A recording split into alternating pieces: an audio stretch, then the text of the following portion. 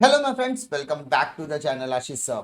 आज के इस वीडियो में हम बात करने वाले हैं ओसी के ऑब्जेक्टिव्स के बारे में। जैसा कि आपको पता है, आप एग्जाम देकर आए हो, बहुत थके हुए हैं, आपके दिमाग को रेस्ट की जरूरत है और रेस्ट ले नहीं सकते क्योंकि बोर्ड एग्जाम स्टार्ट है।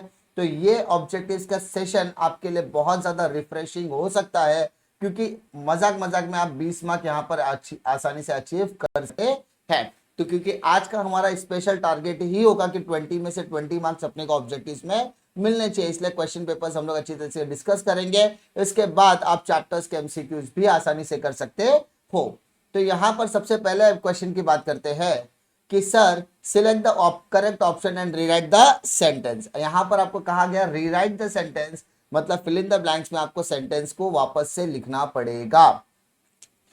अब the principle of dash is not applicable to life insurance. तो माय डियर, लाइफ इंश्योरेंस में जो आपका इंडेमनिटी वाला क्लॉज होता है वो लाइफ इंश्योरेंस का हिस्सा बिल्कुल नहीं होता। My dear, principle of indemnity is not applicable to life insurance. Sir कैसे मालूम? बेटा, अगर अभी तक आपने कुछ भी पढ़ाई नहीं किया तो आपको मैं बता दूं, महा रिवीजन सेशन आने वाला है जिसके अंदर आप अगर बेसिक कॉन्सेप्ट क्लियर करके रिवीजन अटेंड करेंगे तो आपको बहुत ज्यादा मदद मिलने वाली है। The term E business is derive from the term. अभी ई बिजनेस शब्द कहां से आया है? कैश से? नहीं सर। ई पे से आया है? नहीं सर। तो किससे आया? ईमेल, इलेक्ट्रॉनिक मेल और ई कॉमर्स दोनों को कंबाइन करके ई बिजनेस नया शब्द आया हुआ है। Business organisation should protect health and provide safety measures to.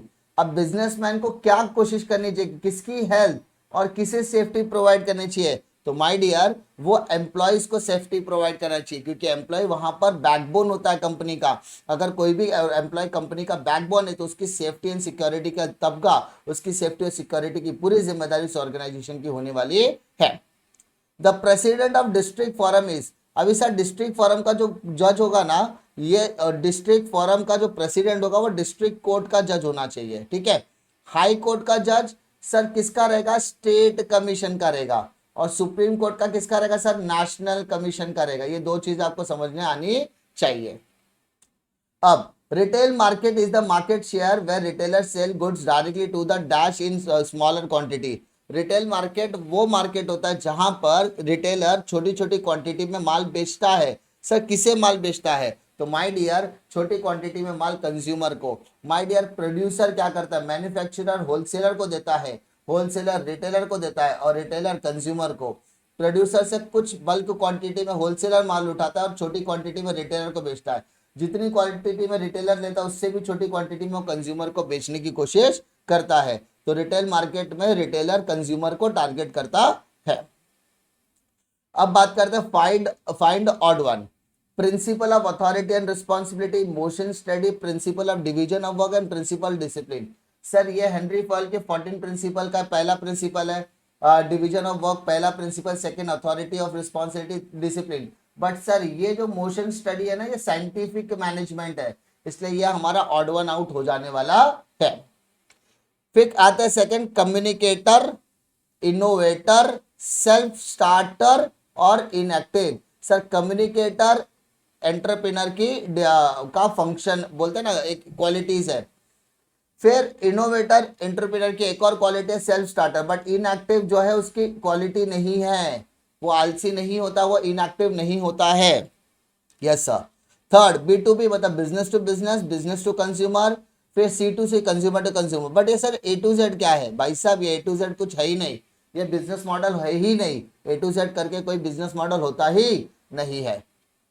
फिर बात करते हैं जॉब सिक्योरिटी एम्प्लॉय के लिए, health and safety measure employ के लिए, गुड वर्किंग कंडीशन एम्प्लॉय के लिए और रिजनेबल प्रॉफिट ओनर के लिए। तो भाई साहब ये आपका क्या हो जाएगा? Odd one out.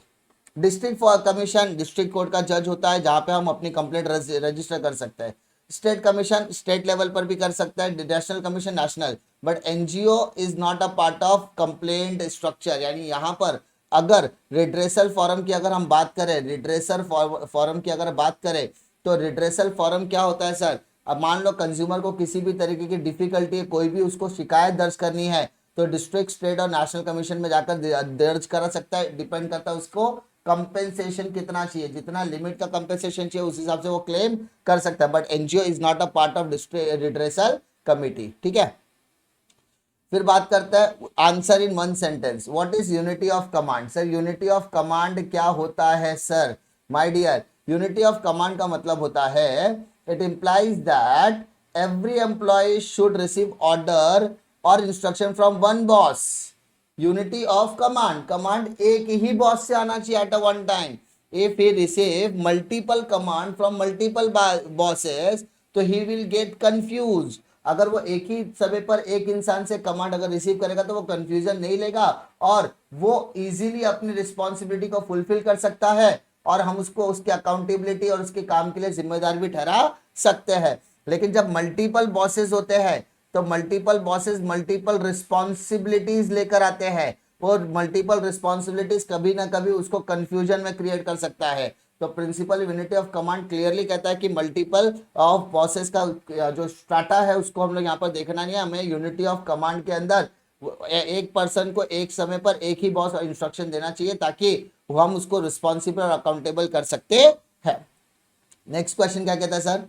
What is E business? Sir E business मतलब इलेक्ट्रॉनिक बिजनेस, यानी ऐसा बिजनेस, ठीक है, ऐसा बिजनेस जिसके अंदर बिजनेस जब बोलते हैं तो buying and selling of goods and services along with the technical, क्योंकि जब हम इलेक्ट्रॉनिक की बात करते हैं तो कहीं ना कहीं वो टेक्निकल कंज्यूमर सपोर्ट की बात आ ही जाती है। अब चाहे वो इलेक्ट्रॉनिक ये आपका इंटरनेट के वाया भी हो सकता है। तो इलेक्ट्रॉनिक बिजनेस की जब बात करेंगे, ई बिजनेस की जब बात करते हैं तो यहाँ पर buying and selling of goods and services के साथ साथ आपको इलेक्ट्रॉनिक डिवाइसेस का भी सहारा लेना पड़ता है जिसमें इंटरनेट एक इंपॉर्टेंट रोल प्ले कर सकता है। Next, what should be banned by management to protect the interest of employ. Employ को के इंटरेस्ट को प्रोटेक्ट करने के लिए किसको बैन किया जाना चाहिए? तो माय डियर, सबसे इंपॉर्टेंट कि मैनेजमेंट और क्या चाहता है कि management trade union should agree to ban strikes, lockout to protect the interest of both the parties. देखो किसी भी कंपनी के अंदर क्या होता है पता है, जब कोई एम्प्लॉय हड़ताल पर बैठता है ना, या जब एम्प्लॉय का ग्रुप ऑफ एम्प्लॉय जब हड़ताल पर बैठता है तो उसको क्या लगता है कि वो बड़ा शेर है, बब्बर शेर है, डर गया इन द एम्प्लॉय, ठीक है, या एम्प्लॉय अगर स्ट्राइक पे बैठता है तो मैनेजमेंट डर जाएगा, ऐसा नहीं होता है। आपको क्या लगता है कि अगर आप स्ट्राइक पे बैठते हो तो क्या कंपनी को फायदा होता है? नहीं, कंपनी को नुकसान होता है। आप स्ट्राइक पे बैठे हो, आप अपना तो नुकसान करवा ही रहे हो, साथ ही साथ कंपनी का भी नुकसान कर, तो कंपनी को डबल फटका। अच्छा, कंपनी को फटका लगेगा तो वो किसके सर पे सब मरने वाला है? आपके। तो यहाँ पर मैनेजमेंट और ट्रेड यूनियन को मिलकर ये ट्राई करना है कि हम किसी भी तरीके की स्ट्राइक या लॉकआउट होने नहीं देना चाहते, क्योंकि यहाँ पर मैनेजमेंट की गाड़ी भी चलती रहनी चाहिए और ट्रेड यूनियन की गाड़ी भी चलती रहनी चाहिए।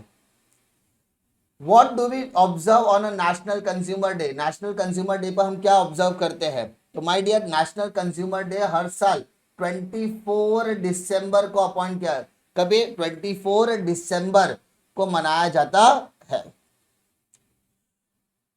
What do you mean by branding? Sir branding क्या होता है? तो my dear, branding is a process of identity, जहां पर एक separate identity to a product is given through unique brand name to differentiate from its other product. एक example देना चाहता हूं, सबसे बेस्ट एग्जांपल अगर इस समय पर कोई होगा तो मैं बोलता अमूल। अमूल क्या है? अमूल एक प्रोडक्ट है क्या? नहीं सर, अमूल एक कंपनी का नाम है।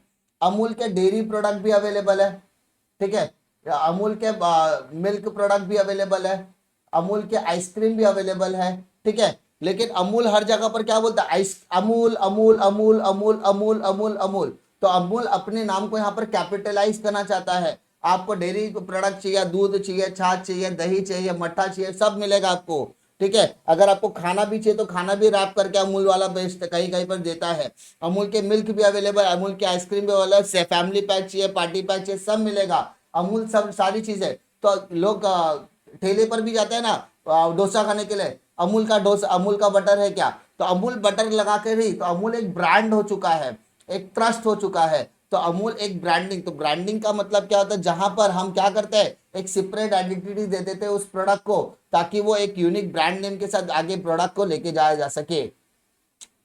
चलिए नेक्स्ट क्वेश्चन की बात करते हैं। Correct the underline word and rewrite the following sentence. यानी आपको क्या करना है, सेंटेंस को रीराइट करना है, बट इन सारी चीजों को आपको क्या करना है, रिमूव करके नई चीजें लेकर आनी है। ज्यादातर इस तरीके के क्वेश्चन में आपने देखा होगा कि ये जो अंडरलाइन किए गए वर्ड होता है ना, इसी का ऑपोजिट वर्ड होता है। जैसे security in job always affect adversary effect on they, भाई साहब यहाँ पे इनसिक्योरिटी की बात हो रही है, यानी किसी भी जॉब एम्प्लॉय को अगर आप डराओगे, अरे भाई तू तेरा काम नहीं करेगा तो मैं तेरे को जॉब से निकाल देगा, काम नहीं करेगा मैं तेरे को जॉब से निकाल देगा, तेरी पगार कट कर देगा, तो अगर आप थ्रेटन कर रहे हो एम्प्लॉय को इनसिक्योरिटी, तो हमेशा अपनी एफिशिएंसी से काम चोरी के जैसे ही काम कर सकता है, वो अपनी पूरी एफिशिएंसी के साथ काम करने वाला बिल्कुल नहीं है। Second, factors of business environment are always fixed. Sir factors ये फिक्स नहीं होता सर, ये हमेशा क्या होता है, वेरिएबल होता है, जिसको हम लोग चेंजिंग भी बोलते हैं। क्या कहते हैं, changing. RTGS stand for, sir RTGS का मतलब होता है रियल टाइम ग्रॉस सेटलमेंट। क्या होता है, रियल टाइम ग्रॉस सेटलमेंट। फिर digital cash is a form of plastic currency. Sir digital currency, digital cash किसका पार्ट होता था सर, डिजिटल करेंसी का होता है, डिजिटल करेंसी। ठीक है। Social responsibility is narrower term than legal responsibility of, तो सर नैरोवर का उल्टा होता है ब्रॉडर, ब्रॉडर। यस सर, इतने में कोई दिक्कत है क्या, नहीं सर यहाँ पर कोई दिक्कत नहीं है, पक्का, यस सर इसमें कोई दिक्कत हमें आने वाली नहीं है। Now move to next paper, now move to next paper, क्या कहता है जरा देखिए भाई साहब, क्या कहता है जरा देख लेते हैं। क्वेश्चन नंबर 1A आपको select the correct option and rewrite the sentence दिया है। डैश क्रिएट टाइम यूटिलिटी, तो sir ji warehouse create time utility. Transaction under dash between consumers and consumer, sir consumer to consumer की बात करते हैं, यहाँ पर C2C की बात होगी, C2C। बिजनेस एंड कंज्यूमर तो B2C, बिजनेस एंड बिजनेस बोला तो B2B आएगा। Yes sir. आगे, at least dash percent of average net profit should be CSR। Sir जब भी CSR, सर CSR का मतलब क्या होता है, तो बेटा CSR का मतलब होता है corporate social responsibility, corporate social responsibility. और यहां पर आपके जो भी एवरेज नेट प्रॉफिट होगा उसका 2% आपको CSR एक्टिविटी के लिए लगाना होता है, मिनिमम 2%, उससे ज्यादा भी आप लगा सकते हैं। Dash is the highest authority to settle the consumer dispute under act, यानी सबसे बड़ी रिस्पॉन्सिबिलिटी, अगर मान लीजिए कोई कस्टमर ने को के अंदर गिला शिकवा है सेलर के प्रति, तो वो कंप्लेंट करना चाहता है उस सेलर के प्रति, तो कहां पर कर सकता है, तो उसके पास तीन ऑप्शन है, वो डिस्ट्रिक्ट फॉरम के पास जा सकता है, स्टेट के पास और नेशनल। तो सर सबसे बड़ा कौन है, सर नाम से ही पता चलता है सबसे बड़ा यहाँ पर कौन है, नेशनल, यहाँ पर ऑप्शन आंसर आ जाएगा national commission. In dash there are few sellers selling homogeneous product और differentiated product in the market, यानी जहां पर कम सेलर की बात करेंगे, सर मोनोपोली में सिंगल सेलर होता है, डिओपोली में 2 सेलर होता है, ओलिगोपोली में कम सेलर होते हैं, तो यहां पर हम लोग बात करते हैं ओलिगोपोली की। आई होप आपको इसमें कोई दिक्कत नहीं आएगी, नहीं सर इसमें कोई दिक्कत नहीं है। नाउ गिव वन वर्ड और टर्म और phrase from the following statement, क्या कहता है देखिए, the principal which is based on a place for everything and everything in its place, यानी भाई साहब यहां पर ऐसा कौन सा प्रिंसिपल है जहां पर हम बोलते हैं कि भाई आपके लिए सब कुछ अवेलेबल है और सबके लिए एक ही जगह अवेलेबल है, तो सर इस ऐसे तरीके के बोलते हैं प्रिंसिपल ऑफ ऑर्डर बोलते हैं सर, क्या बोलते हैं सर, प्रिंसिपल ऑफ ऑर्डर। मतलब आपको जो चीजें कही गई है वो चीजें आपको वहां पर क्या करना, अप्लाई करना है। तो अ प्लेस फॉर एवरीथिंग, एक ऐसी जगह जहां पर सभी अवेलेबल है और सभी के लिए वो एक जगह है, तो यहां पर कौन सा एप्लीकेबल होगा सर, यहां पर एप्लीकेबल होगा प्रिंसिपल ऑफ ऑर्डर।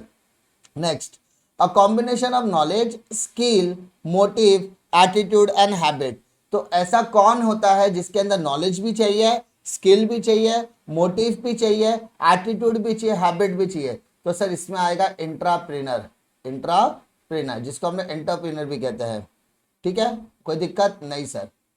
आगे, the process of contracting a business function to specialisation, मतलब जब हम अपना काम किसी और को सौंप देते हैं, किसी स्पेशलाइज एजेंसी को सौंप देते हैं, तो हम उसको क्या बोलते हैं सर, उसको हम लोग बोलते हैं sir outsourcing.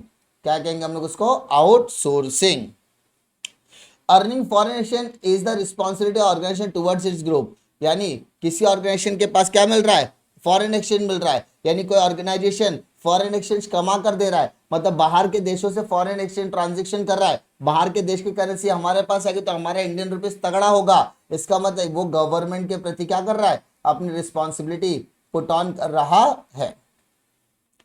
A legal action initiated in a court of law regarding a matter of general public interest। तो सर उसको क्या बोलते हैं, मतलब जनरल पब्लिक के इंटरेस्ट में अगर किसी तरीके का हमने सुनवाई किया है या कोई लीगल एक्शन किया है कानूनी तौर पर, तो उसको कहा जाता है बेटा PIL। सर PIL मतलब public interest litigation, public interest litigation कहा जाता है, जिसको जनहित याचिका कहा जाता है इन नॉर्मल हिंदी लैंग्वेज। ठीक है, चलिए sir, state whether the following statements are true और false. Each member of the organisation should receive order only from one superior. Yes sir, जो भी ऑर्गेनाइजेशन के अंदर काम करते हैं, अगर वो एट अ वन टाइम एक ही बॉस से या एक ही सुपीरियर से ऑर्डर रिसीव करेंगे तो ज्यादा अच्छा है, to avoid confusion, to avoid reporting, to avoid confusion in reporting.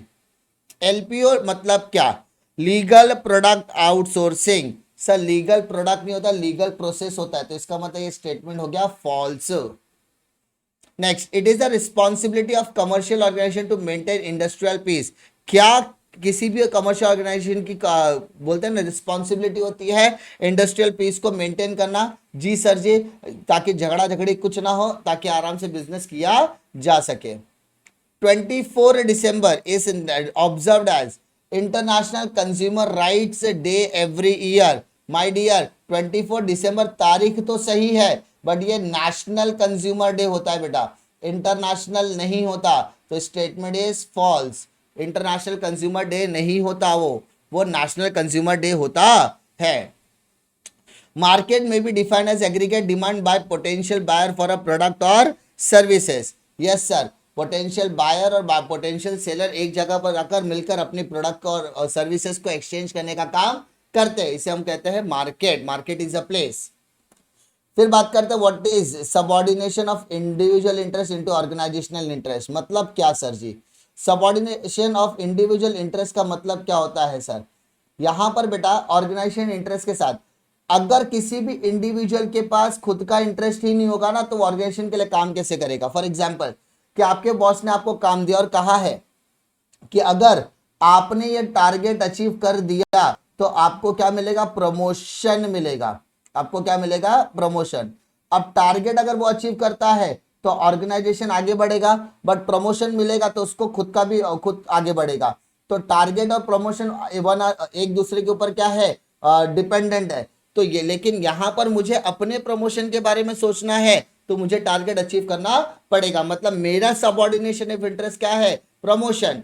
और यहां पर अगर मैं अपने इंटरेस्ट के लिए काम कर रहा हूं तो मैं ऑर्गेनाइजेशन के इंटरेस्ट के लिए भी जुड़ जाता हूं, डायरेक्टली इनडायरेक्टली। Yes sir.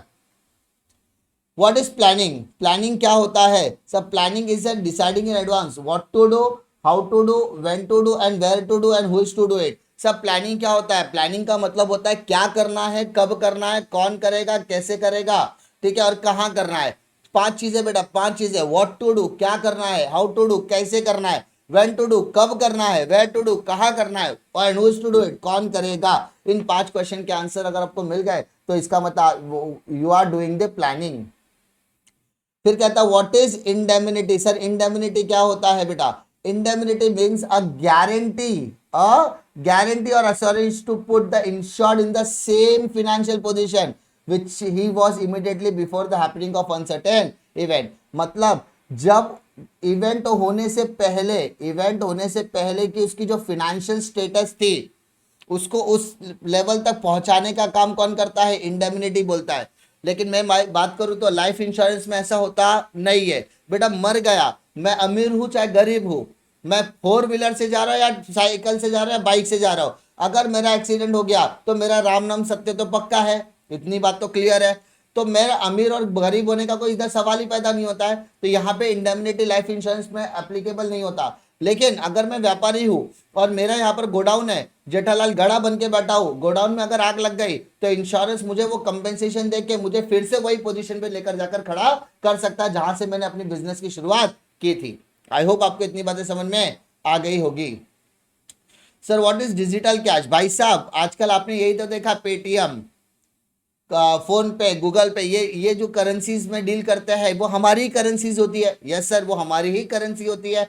हमारे बैंक अकाउंट में पैसा है तो ही तो पेटीएम, फोन पे और गूगल पे के वाया वाया हम पेमेंट कर सकते हैं। लेकिन आपने क्रिप्टो करेंसी का नाम सुना होगा, आपने बिटकॉइन का नाम सुना होगा, आपने डॉज कॉइन का नाम सुना होगा, फिर एथेरियम का नाम सुना होगा। तो बहुत सारे ऐसी क्रिप्टो करेंसी जिसको हम डिजिटल कैश कहते हैं।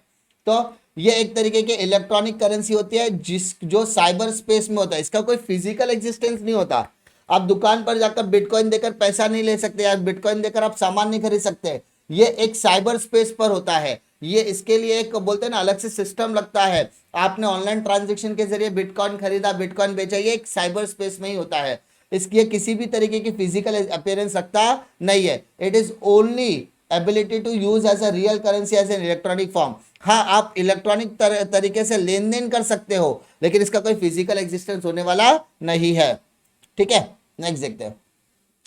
What are 4 R's in waste prevention technique. 4 R क्या होता है सर? 4 R मतलब होता है रिडक्शन, खर्च बोलते हैं ना, कचरा वगैरह कम करो, रिडक्शन करो, कम से कम यूसेज करो। जो चीजों का आपने इस्तेमाल किया उसको रीयूज करो, उसके बाद रीयूज को रिसाइकल करो और बाद में रिकवर करने की कोशिश करो। तो वेस्ट प्रिवेंशन में टोटल कितने आ रहे हैं? 4। पहला रिप्रोडक्शन, सॉरी रिडक्शन, रिडक्शन मतलब कम इस्तेमाल करो, जो इस्तेमाल करे उसका रीयूज करो, फिर recycle and recover, recycle and recover. I hope ये सेकेंड पेपर में भी आपको कोई दिक्कत नहीं आएगी। Now move to paper number 3। क्या कहता है जरा देखिए। सिलेक्ट द, फिर से अप्रोप्रिएट आ गया। यस सर, फिर से आ गया तो क्या छोड़ देने का? नहीं, करना तो पड़ेगा। आप इसको इग्नोर बिल्कुल नहीं कर सकते। ठीक है, चलिए सबसे पहले क्या बोलता है? Dash warehouse create the facility of perishable commodities.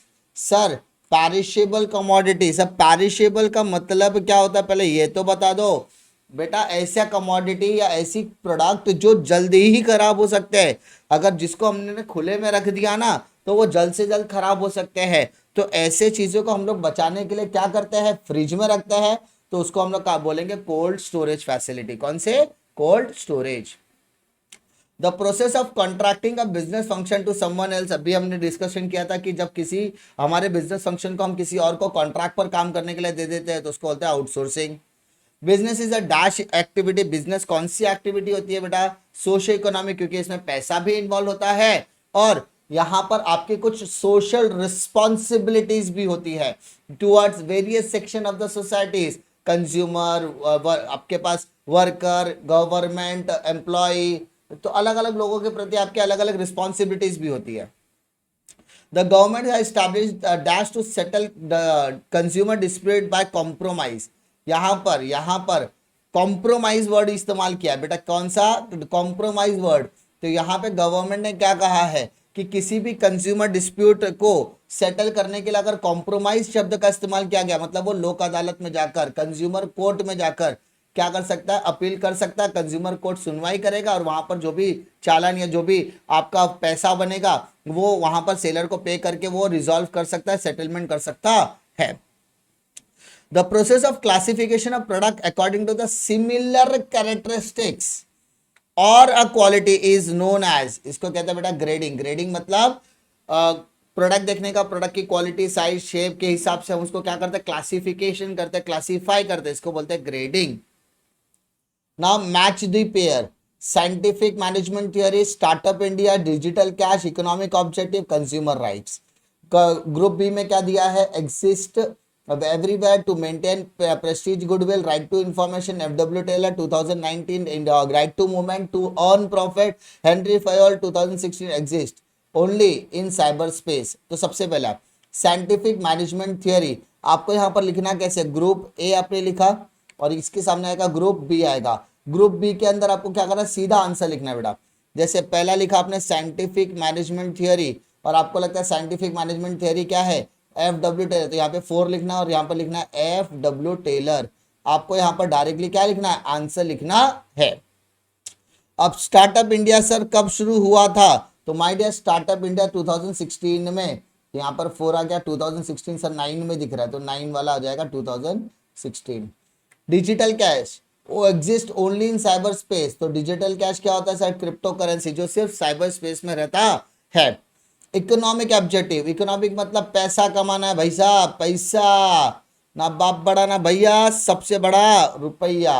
फिर कंज्यूमर राइट की बात करते हैं, तो कंज्यूमर राइट में सबसे इंपॉर्टेंट राइट होता है राइट टू इंफॉर्मेशन, ठीक है, तो कंज्यूमर राइट आ जाएगा पॉइंट नंबर 3। अब बात करते हैं वन वर्ड या वन टर्म की बात करते हैं, ठीक है। Give principal of management explaining about the fair payment of worker, worker को फेयर पेमेंट से रिलेटेड कौन सा प्रिंसिपल है सर, वो प्रिंसिपल है principle of remuneration, principle of remuneration, yes sir. Second, subset of outsourcing, outsourcing का दूसरा हिस्सा क्या है सर, उसको बोलते हैं BPO, business process outsourcing, business process outsourcing हम लोग कहते हैं BPO. The commercial organisation are expected to uplift the weaker section of the society, भाई साहब ऐसा कौन सा कमर्शियल ऑर्गेनाइजेशन जो चाहता है कि weaker section of the society का अपलिफ्टमेंट होना चाहिए, उनका बढ़ावा मिलना चाहिए, वो सब कब होता है, जब हम किसकी बात करते हैं माय डियर, जब हम लोग बात करते हैं कॉर्पोरेट सोशल रिस्पॉन्सिबिलिटी की बात करते हैं, क्लियर, कॉर्पोरेट सोशल रिस्पॉन्सिबिलिटी। फिर organisation which aims and promoting the welfare of the people, ऐसा कौन सा ऑर्गेनाइजेशन है जो वेलफेयर ऑफ द पीपल लोगों को प्रमोट करता है, जैसे एनजीओ, नॉन गवर्नमेंट ऑर्गेनाइजेशन हम लोग बोल सकते हैं। And last, give a district name of one's product, यानी जब किसी भी प्रोडक्ट को एक नाम मिल जाता है तो उसको हम क्या कहते हैं सर, उसको हम लोग कहते हैं ब्रांडिंग, क्या कहते हैं ब्रांडिंग। चलिए, correct the underline word and rewrite the following sentence. अभी एस्पिरिट डी कॉर्प्स का मतलब क्या होता है सर, एस्पिरिट डी कॉर्प्स का मतलब होता है सभी का साथ में आकर काम करने से टीम स्पिरिट बढ़ती है, मतलब यूनिटी इज स्ट्रेंथ, तो यहां पर आ जाएगा word unity is strength. Directive is a function of comparing actual performance with the predetermined performance, sir बिल्कुल नहीं सर, क्यों, क्योंकि कंट्रोलिंग का काम है सर, डायरेक्टिंग नहीं आएगा, वहां पर आएगा कंट्रोलिंग। कंट्रोलिंग क्या करता है सर, हमने जो डिसाइड किया हुआ परफॉर्मेंस है, उसको आने एक्चुअल में परफॉर्म किया परफॉर्मेंस से कंपैरिजन करने को ही कंट्रोलिंग कहा जाता है। Overdraft facilities available for saving bank account holder, overdraft facility किसको दी जाती है सर, करंट अकाउंट को दी जाती है। E commerce is more appropriate in B2B transaction, sir e commerce सबसे ज्यादा कहां पर बिजनेस करता है, B2C में, business to consumer directly, Flipkart, Amazon, Meesho, ये सब नाम सुना होगा, ये बिजनेस एंटरप्राइज डायरेक्टली कंज्यूमर को टारगेट करते हैं B2C ट्रांजेक्शन के जरिए। All sort of fair practice related to stock exchange should be avoided, तो सर फेयर नहीं आएगा वहां पर, अनफेयर आएगा सर, अनफेयर, तो यहाँ पर सर आ जाएगा एक शब्द अनफेयर प्रैक्टिस है। स्टॉक एक्सचेंज के अंदर किसी भी तरीके की अनफेयर प्रैक्टिस है उसको हमें क्या करना चाहिए, अवॉइड करना चाहिए। ये हमारा पेपर नंबर 3 हो गया। अब हम लोग बढ़ेंगे पेपर नंबर 4 की तरफ। Now move to paper number 4। क्या कहता है देखिए sir, paper number 4 question number 1A कहता है भाई sir select the most appropriate question. Principle of utmost good faith is applicable to, sir principle of utmost good faith किसको applicable होता है माय डियर, हमने ये सारी चीजें ऑलरेडी और जो लेक्चर्स वगैरह है उसमें हम लोगों ने ऑलरेडी डिस्कस किया हुआ है। तो सर अटमोस्ट गुड फेथ का मतलब क्या होता है, पहले ये बता दीजिए सर। आपका मुझ पर भरोसा और मेरा आप पर भरोसा, मतलब कंपनी का इंश्योरी के ऊपर भरोसा और इंश्योरी का कंपनी के ऊपर भरोसा होना चाहिए। तो सर वो कोई भी टाइप का इंश्योरेंस हो, आपको अटमोस्ट गुड फेथ तो मतलब मेंटेन करके रखना पड़ेगा ताकि कोई भी इंफॉर्मेशन आपकी और हमारी छुपी ना रहे। In online shopping customer put the product in, online shopping में सबसे ज्यादा कस्टमर कहां पर डालते हैं, तो जो भी उनको खरीदना था वो क्या करते हैं, ऐड टू द कार्ट करते हैं, shopping cart, add to the cart, add to, और जब लास्ट में वो प्रोसीड कर दे, प्रोसीड करके जो भी पेमेंट बनता है उसको एक साथ पेमेंट कर देते हैं। For economic growth and national security dash stability is required, भाई साहब देश के अंदर किसी भी तरीके की ग्रोथ और नेशनल सिक्योरिटी की जब बात की जाती है तो वहां पर आपको पॉलिटिकल स्टेबिलिटी होना बहुत ज्यादा जरूरी है। District commission entertains complaint of consumer for compensation which is less than 1 crore, पहले ये 20 लाख हुआ करता था, अब ये 1 करोड़, यानी अगर आपको कंपेंसेशन 1 करोड़ या उससे कम चाहिए तो आप डिस्ट्रिक्ट कोर्ट में, डिस्ट्रिक्ट फोरम में जाकर अपनी कंप्लेंट दर्ज कर सकते हैं उस सेलर के या उस प्रोड्यूसर के खिलाफ, बशर्ते आपको नुकसान हुआ हो। That help to avoid breakage, damage and destruction of the product. जब हम मतलब हम ऐसा क्या करते हैं जिसके वजह से हमारा ब्रेक नहीं होना चाहिए, डैमेज नहीं हो रहा और डिस्ट्रक्शन नहीं होना चाहिए किसी भी प्रोडक्ट का, तो वो होता है बेटा packaging.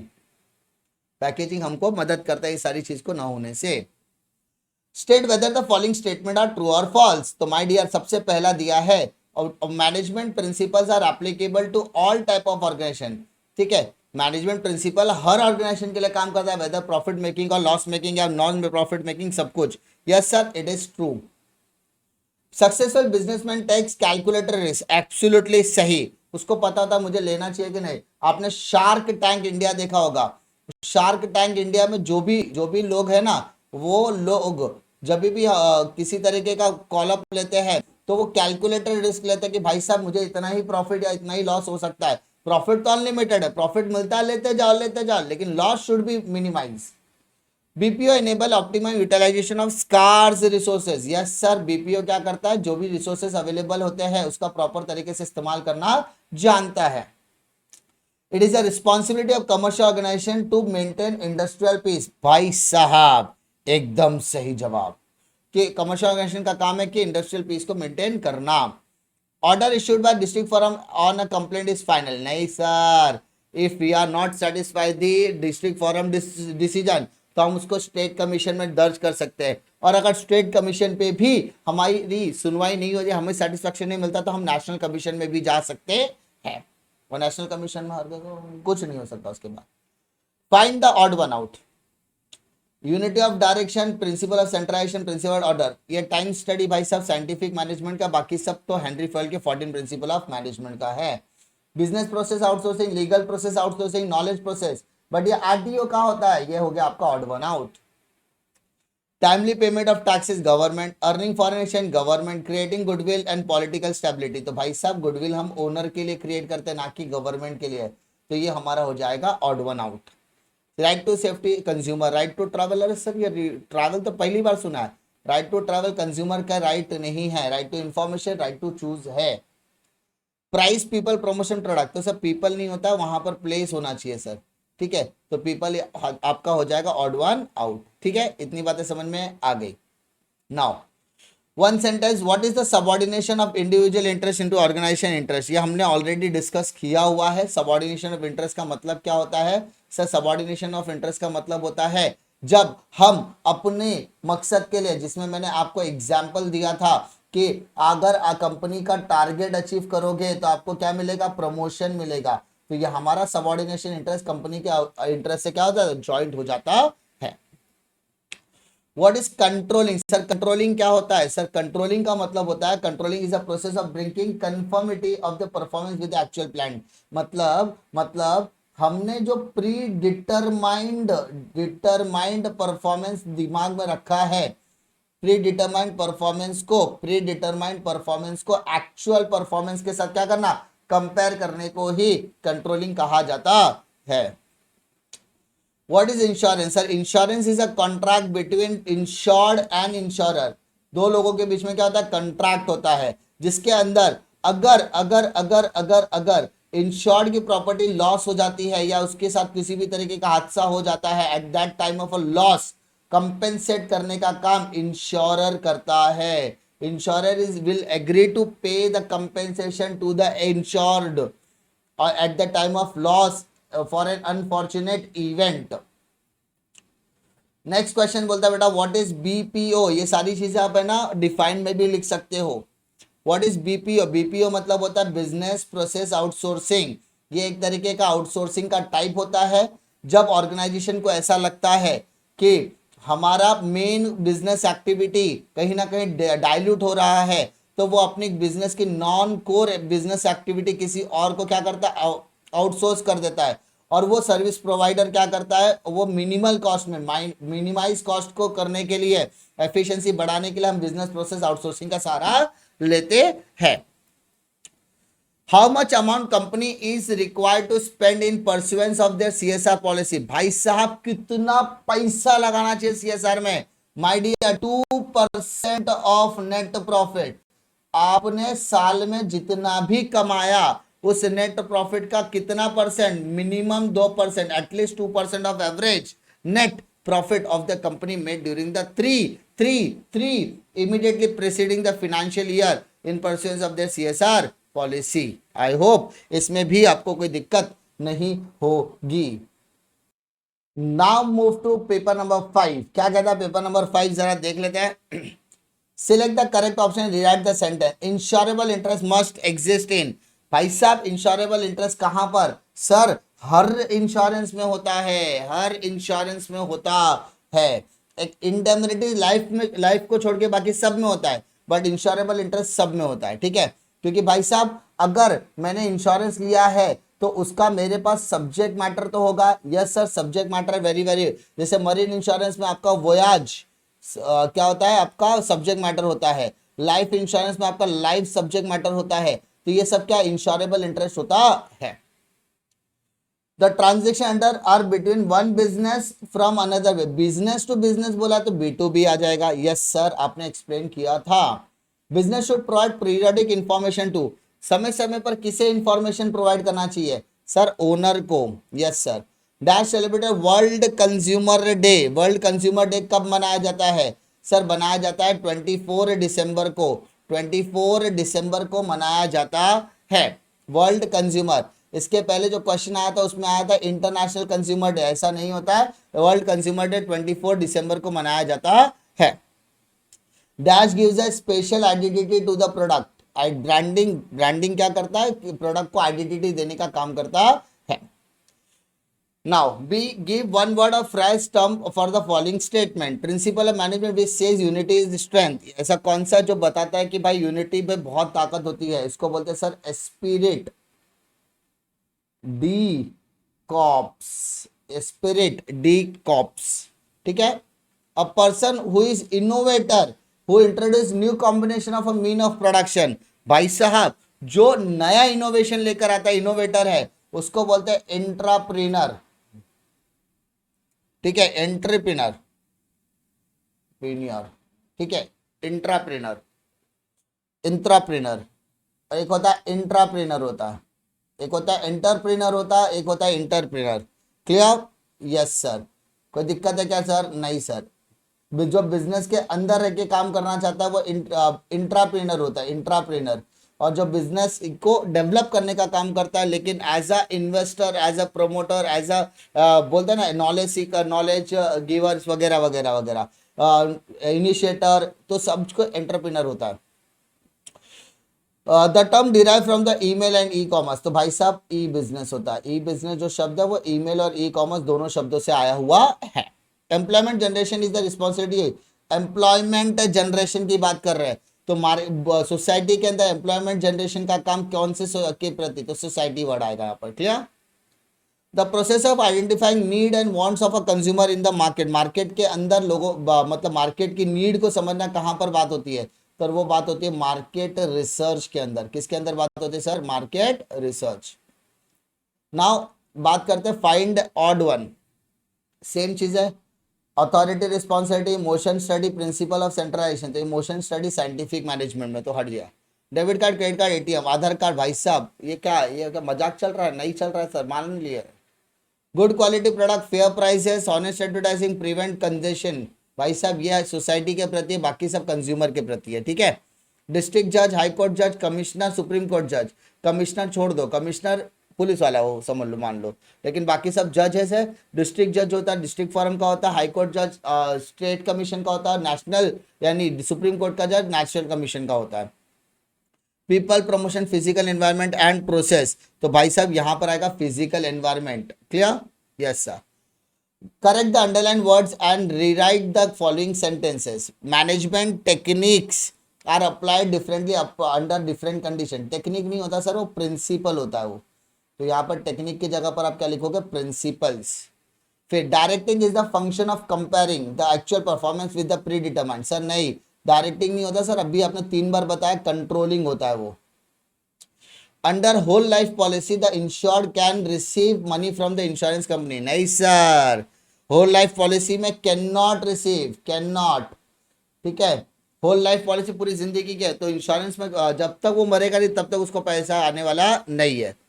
Digital cash is form of plastic, नहीं sir, digital cash electronic currency होती है जिसको हम क्रिप्टो करेंसी कहते हैं, इलेक्ट्रॉनिक करेंसी होती है। All sort of fair practices related, भाई साहब फेयर नहीं होता, अनफेयर होता है सर। यस सर, इसमें कोई दिक्कत आ रही है क्या? बिल्कुल नहीं आ रही है सर, इसमें कोई भी दिक्कत आपको नहीं आएगी। उम्मीद करता हूं कि आपको इसमें कोई दिक्कत नहीं आएगी। ये ऑब्जेक्टिव्स मैंने नवनीत के पांचों पेपर सॉल्व कर दिए, एक आइडिया मिल गया रहेगा कि किस तरीके के ऑब्जेक्टिव्स के क्वेश्चंस आपको पूछे जा सकते हैं। अब आप इसकी तैयारी शुरू कर सकते हैं, ऑब्जेक्टिव्स की प्रिपरेशन किस तरीके से करनी है। टेक्स्ट बुक में बहुत सारे ऑब्जेक्टिव्स है जिसका सोल्यूशन भी आपको वेरियस वेबसाइट पर मिल जाएगा, उसके सोल्यूशन आपको डाइजेस्ट वगैरह से आपको मिल जाएंगे, आप उसका इजीली कीजिए। क्योंकि भाई साहब अगर 20 में से 20 ऑब्जेक्टिव में लाना है तो ऑब्जेक्टिव की तैयारी तो करनी पड़ेगी, क्योंकि ऑब्जेक्टिव कोई फॉर्मेलिटी नहीं होती है, it should be the priority to prepare. ठीक है, इससे आपका रिलैक्सेशन भी हो जाएगा और आसानी से आपके 20 मार्क भी कवर हो सकते हैं। उम्मीद करता हूं कि आपको एफर्ट पसंद आएगा। एफर्ट पसंद आता है तो लाइक करो, दोस्तों में जरूर शेयर कीजिए, और डोंट फॉरगेट कि महा रिवीजन आने वाला है जिसका शेड्यूल जल्द ही चैनल पर अनाउंस होने वाला है। उम्मीद करता हूं कि आपको भी एफर्ट पसंद आएगा, दोस्तों में जरूर शेयर कीजिए। मिलता हूं मैं आपको अगले वीडियो में एक और नए इंटरेस्टिंग महा रिवीजन सेशन के साथ, तब तक के लिए जय हिंद।